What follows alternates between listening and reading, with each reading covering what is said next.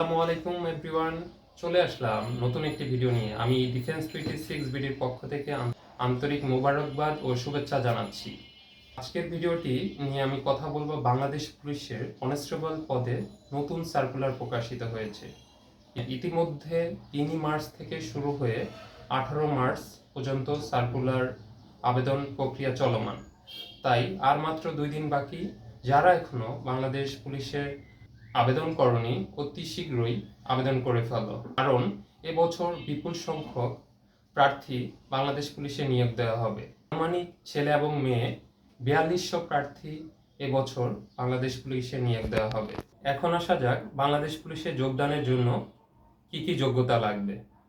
যারা ইতিমধ্যে SSC pass করে ফেলেছ এবং ফলাফল যাদের 2.50 এবং যাদের বয়স 18 থেকে 20 বছর।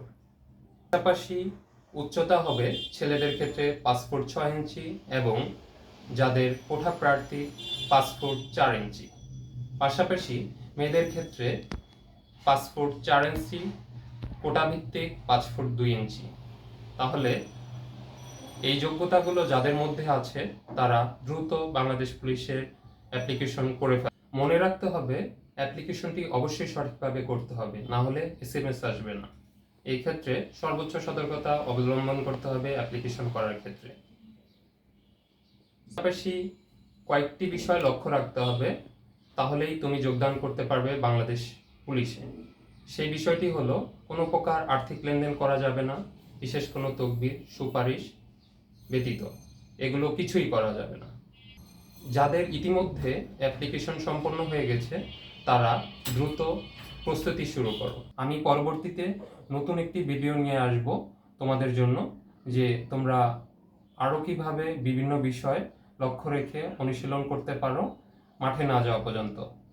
আবারও বলছি, যারা এখনো অ্যাপ্লিকেশন করোনি আর মাত্র 2 দিন বাকি আছে, 18 মার্চ পর্যন্ত অ্যাপ্লিকেশন করতে পারবা।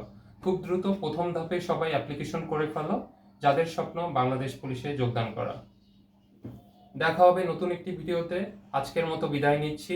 আবারও ডিফেন্স 26 বিডির পক্ষ থেকে সবাইকে এই ভিডিওটি দেখার জন্য আন্তরিকভাবে ধন্যবাদ জানাচ্ছি। আল্লাহ হাফেজ।